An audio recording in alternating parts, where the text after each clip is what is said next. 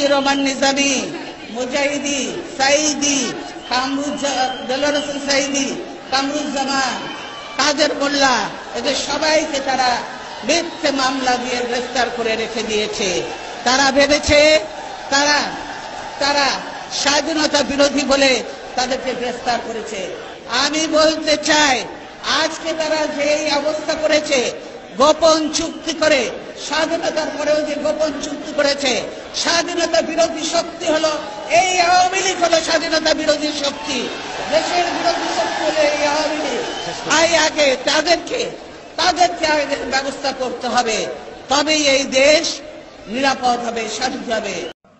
হ্যাঁ, আমরা দেশের ঐক্যের স্বার্থে শহীদ জিয়া বা বিদেশমন্ত্রী বেগম খালেদা জিয়া অন্যান্য দলের কিছু ব্যক্তিবর্গকে ক্যাবিনেটে নিয়েছিলেন, মন্ত্রিসভায় সদস্য হিসেবে নিয়েছিলেন।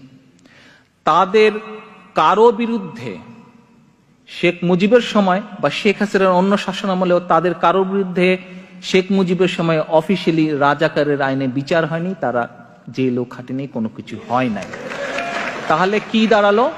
রাজাকারের গাড়িতে যদি জাতীয় পতাকা দিতে হয়, এইটা সবচেয়ে প্রথম শেখ হাসিনা করেছে, শহীদ জিয়াও করেননি, দেশনেত্রী বেগম খালেদা জিয়াও করেননি, বিএনপি করার প্রশ্নই আসে না।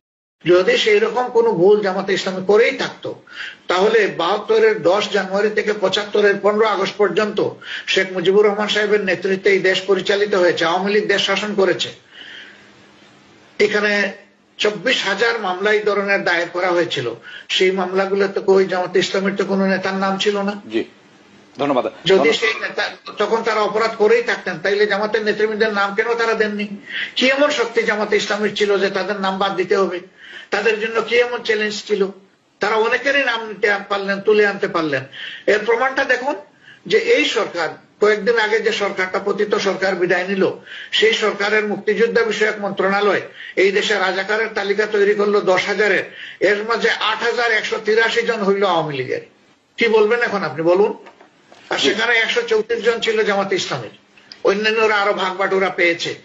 আমাদের বিরুদ্ধে যে অপপ্রচারগুলা, কার্যত এগুলা তাদের নিজেদের তৈরি করা, শুধু মুক্তিযুদ্ধের চেতনার কথা বলে একটা জাতিকে ধ্বংস করা, শোষণ করা, লুণ্ঠন করা এবং অন্যদের তাবেদার বানানোর, বিষয়টাকে বৈধতা দেওয়ার জন্য, জায়েজ বানানোর জন্য আমাদের বিরুদ্ধে এই অপপ্রচারগুলা চালানো হয়েছে। ইসলাম খান ভাই বলেছেন 71-এর স্বাধীনতার ইস্যুটা কিন্তু যাকে বাংলাদেশের স্বাধীনতার স্থপতি আপনারা বলেন, সেই শেখ মুজিবুর রহমানের জীবদ্দশায় কিন্তু 71-এর বিষয়টা তিনি মীমাংসা করে গেছেন। ইট ওয়াজ ডিসাইডেড ম্যাটার, এটা একটা মীমাংসিত বিষয়। সিমলা চুক্তি, ত্রিদেশীয় চুক্তি, তখন ভারতের পররাষ্ট্রমন্ত্রী ছিলেন শরণ সিং, পাকিস্তানের পররাষ্ট্রমন্ত্রী ছিলেন আব্দুল আজিজ, বাংলাদেশের পররাষ্ট্রমন্ত্রী ছিলেন ডক্টর কামাল হোসেন। 3 জন পররাষ্ট্রমন্ত্রী চুক্তিতে আবদ্ধ হয়ে ফরগিভ এন্ড ফরগেট, দ্বিধাদ্বন্দ্ব ভুলে আমরা স্বাধীন হয়েছি, দেশে ভালো মিলেমিশে থাকবো, আমাদের আর কোনো পক্ষ বিপক্ষ থাকবে না। কোলাবরেটর অ্যাক্টকে বাতিল করে দিলেন, জেনারেল অ্যামনেস্টি ঘোষণা করলেন, 195 জন পাকিস্তানি যুদ্ধ অপরাধী সেনা অফিসারকে মুক্তি দিয়ে দিলেন, 73 ওয়ার ক্রাইম ট্রাইব্যুনাল অ্যাক্টের আইন করলেন, যারা সেনাবাহিনী যোদ্ধা করেছে, যুদ্ধর সাথে যারা জড়িত তারাই ছিল সেদিনকার যুদ্ধ অপরাধী। কিন্তু যারা যুদ্ধ করেনি, যারা কোনো বাহিনীর সদস্য ছিল না, বেসামরিক রাজনৈতিক নেতা মাওলানা নিজামী, মুজাহিদ, কামরুজ্জামান, কাদের মোল্লা, মীর কাসেমকে যুদ্ধ অপরাধী বানালেন, যারা সেদিন কোনো বাহিনীর সদস্য ছিল না, যারা কোনোদিন যুদ্ধ করেনি, শুধুমাত্র পলিটিক্যাল ব্যাড ইন্টেনশনে যুদ্ধাপরাধীদের তালিকা সংশোধন করে, আইন সংশোধন করে, ল অফ এভিডেন্স সংশোধন করে তাদেরকে তালিকা এনে আপনি তাদেরকে ফাঁসি দিয়ে হত্যা করলেন। এটা ছিল রাজনৈতিক উদ্দেশ্যে একটা জুডিশিয়াল কিলিং আপনাকে করলেন। আমি এগুলো আজকে বলতাম না, দুঃখ পাই 54-55 বছর পরে শেখ মুজিবুর রহমান কর্তৃক মীমাংসিত ব্যাপারের পরে আজকে আবার নতুন করে আপনি জাতিকে বিভক্ত করার জন্য।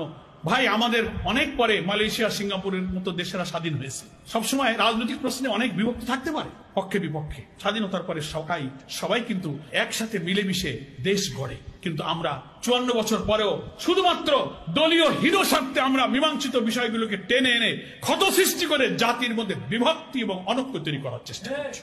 এই জাতিকে গড়া যাবে না। এই জন্য আমরা বলি, জুলাইয়ের গণ অভ্যুত্থানে যে জাতীয় ঐক্যের ইস্পাত কঠিন নমুনা আমরা দুনিয়াকে দেখিয়েছি, আসুন সেই জাতীয় ঐক্যের ভিত্তিতে আমরা এই দেশটা আর একবার গড়ার জন্য পরিশ্রম করি, প্রচেষ্টা চালাই। ফ্যাসিবাদ বিরোধী সংগ্রামের সকল রাজনৈতিক দলের কাছে আমার আকুল আবেদন থাকবে, আসুন নিজেদের এই বিভেদ বিতর্ক টানার দরকার নাই। আপনি যখন দাঁড়িয়ে এই পুরানো ইস্যু নিয়ে কথা বলবেন জামাত ইসলামের বিরুদ্ধে, আয়নায় দাঁড়িয়ে আপনি আপনার রাজনৈতিক ইতিহাসটা একটু দেখবেন। আপনার মুরব্বীরা কি বলে গেছেন?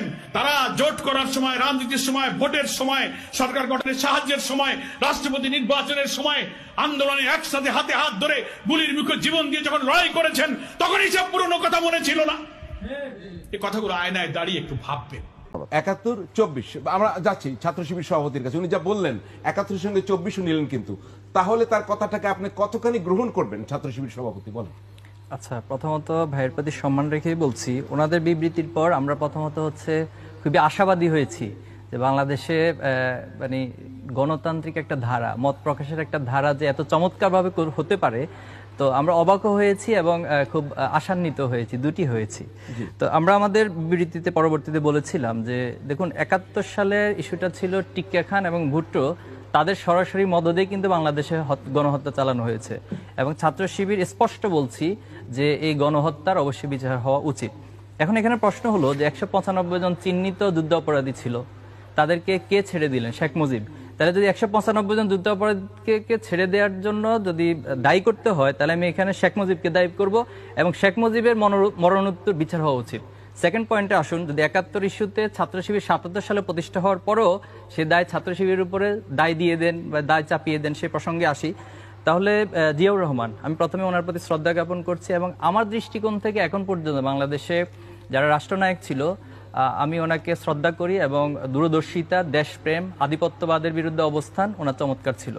কিন্তু উনি সর্বপ্রথম বাংলাদেশে এই পক্ষ বিপক্ষের রাজনীতিটাকে ভ্যানিশ করে একটা ইনক্লুসিভ রাজনীতি তৈরি করেছিলেন।